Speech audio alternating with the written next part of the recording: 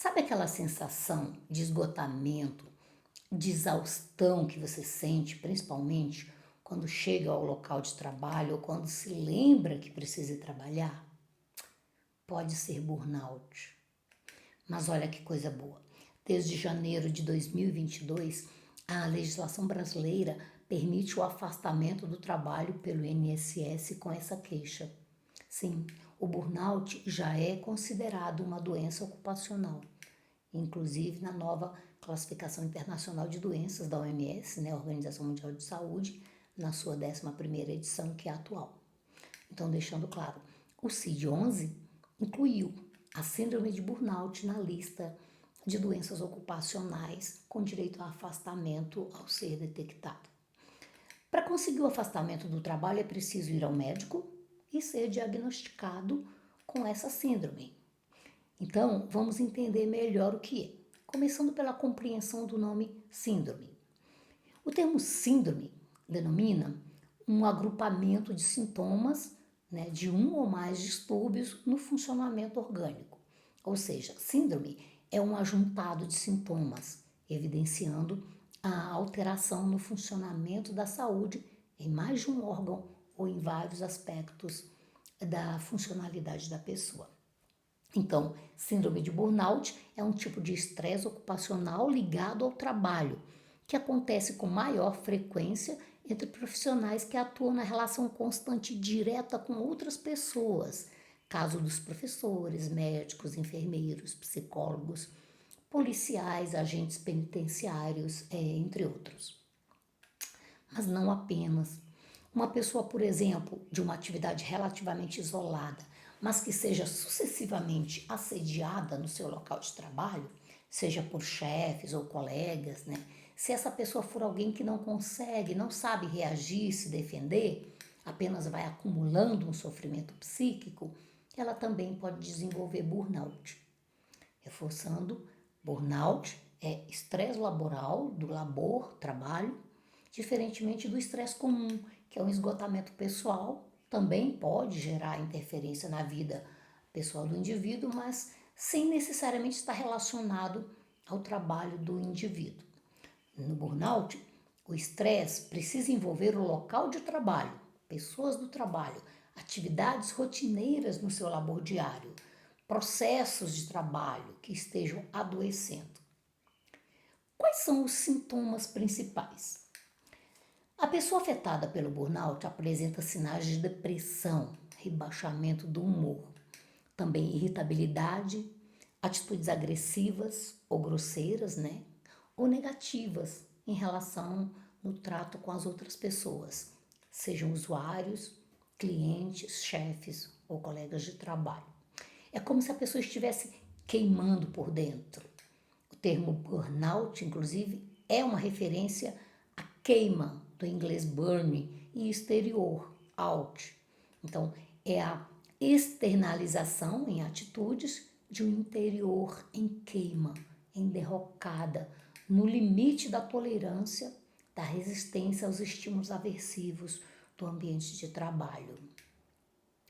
A legislação que criminalizou o assédio moral em 2022 reduziu esse tipo de agressão, mas não acabou com ele, longe disso, porque sempre existe o tipo perverso com capacidade de agredir o outro de forma disfarçada, velada, né, sem deixar rastro ou motivo para processos. Ou todo o trabalho pode estar configurado de forma desgastante para todos, mas aí vai ser muito mais para alguns mais vulneráveis. Eu vou listar alguns sintomas físicos e psicológicos para facilitar a compreensão. Entrar em sofrimento emocional ao se lembrar que precisa ir trabalhar ou ao chegar no local de trabalho. Cansaço excessivo, injustificado.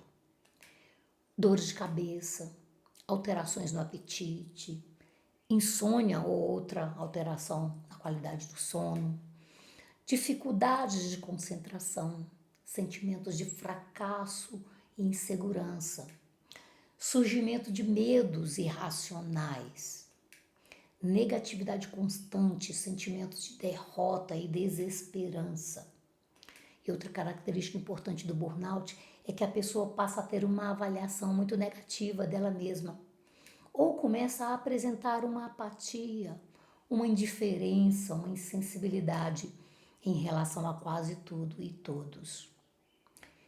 Algumas das causas mais comuns de burnout são longas jornadas de trabalho, atividades de cobrança, ambientes de cobrança excessiva, né, assédio moral, conflito com colegas de trabalho, excesso de responsabilidades, repouso insuficiente, principalmente no caso de quem tem mais de um emprego, objetivos de trabalho muito difíceis. A pessoa se compromete com atividades que acabam se mostrando muito difíceis. Conflito ético entre exigências da chefia e valores pessoais ou da formação técnica dela. E veja que interessante. As pesquisas descobriram que a síndrome de burnout ocorre em trabalhadores altamente motivados, que às vezes reagem ao estresse laboral trabalhando ainda mais até entrar em colapso. Também importante, o burnout está relacionado ao que o trabalhador doa de si mesmo, o quanto ele investe no trabalho e aquilo que recebe, em forma de reconhecimento de superiores, colegas, usuários, né? Ou até mesmo nos bons resultados no desempenho dos alunos, né? No caso dos professores. É a sensação de que o trabalho dele está efetivamente sendo útil, no caso de policiais e profissionais de saúde, por aí vai. E cuidado, a síndrome de burnout é traiçoeira.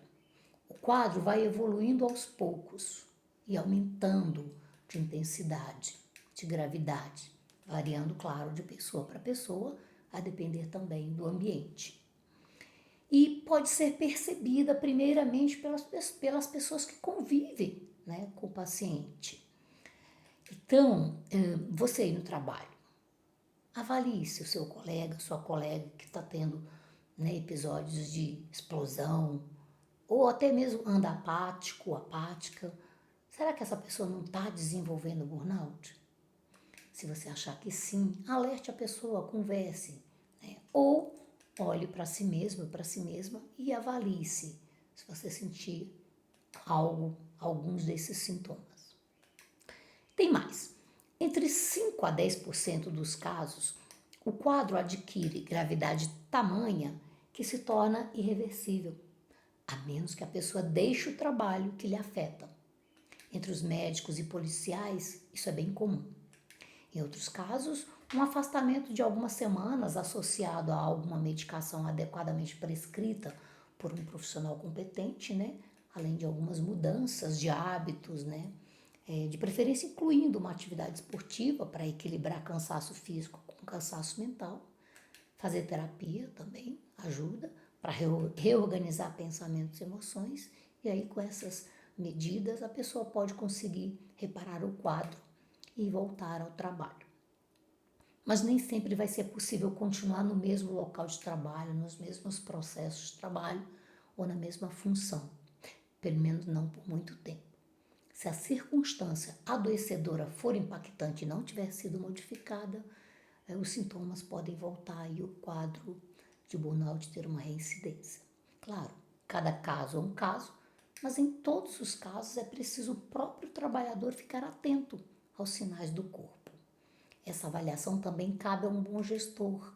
Uma equipe saudável é sempre mais produtiva e é sempre mais agradável trabalhar no local onde reine a harmonia, a saúde, para que todo mundo mantenha a sua saúde e esteja criado um clima de bem-estar.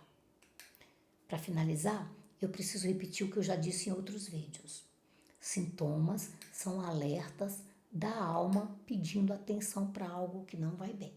E mais, nada justifica empenhar a saúde, abrir mão do que evita o adoecimento. Se o seu trabalho, sua jornada dupla ou às vezes em 3 empregos, ou processos de trabalho que são necessários para a empresa, para a instituição, mas não são compatíveis com você, se você está imerso, imersa num contexto assim adoecedor, precisa rever se vale a pena perder a saúde, adoecer, para não mudar, não buscar uma adequação, um ajuste ao que faz bem a você, né? E até porque, aqui entre nós, né? O seu chefe, né, que gosta do seu trabalho, da sua produtividade, via de regra, havendo exceções, claro, não vai lhe oferecer afastamento ao ter percebido que você não anda bem. É você que precisa se defender, se cuidar, ir atrás dos seus direitos. Ou até mesmo um cônjuge que leva a vida boa graças ao seu excesso de trabalho, não vai lhe dizer para trabalhar menos, para sair de um emprego, né? Nem mesmo lhe alertar que você parece estar adoentado, adoentada. Só em raríssimos casos, que existem, claro, louváveis exceções. Mas via de regra isso não acontece. É você quem precisa zelar pela sua saúde. Eu já atendi uma paciente exaurida de tanto trabalhar em 2 empregos que não encontrava apoio no companheiro para reduzir horas de trabalho, para sair de um dos empregos. Ao contrário, ele se irritava ao ouvir a queixa dela, que se sentia muito cansada ou que não estava bem no trabalho. A queixa dessa paciente era sempre desprestigiada, o sofrimento dela minimizado para que ela não deixasse de prover as benesses com o trabalho dela. Isso é um caso, né, extremo, um sanguessuga ordinário, claro, mas existem casos assim. E já atendi caso parecido, né, com resistência de filhos adolescentes, também egoístas e indiferentes ao bem-estar da mãe. Por parte de filhos, adolescentes ou maiores, é mais raro, é mais comum cônjuges que tendem a demonstrar uma indiferença maior ao bem-estar do parceiro ou da parceira. Claro que isso é um absurdo, né? Como também é um absurdo qualquer pessoa negligenciar a si mesma pensando no outro, seja filhos, marido, esposa. Isso não é senso de obrigação, isso é complexo de Salvador ou dependência afetiva. Por outro lado, ignorar o sofrimento de outra pessoa numa situação de burnout é abuso. Se você se reconhece nessa situação, adoecendo de tanto trabalhar, adoecendo no seu trabalho, abra seus olhos e defenda-se. Busque ajuda profissional. Em caso de suspeita de burnout, é importante consultar um psiquiatra. O tratamento normalmente envolve também um acompanhamento com um psicólogo, porque pode ser possível que a pessoa continue naquela função, naquele trabalho, mas ressignificando alguns posicionamentos próprios, algumas formas de lidar com determinadas situações que acontecem no trabalho. Mesmo não mudando nada no trabalho, a pessoa pode mudar a forma como ela encara, como ela lida com aquelas situações estressoras, adoecedoras. Eu espero ter ajudado. Até a próxima.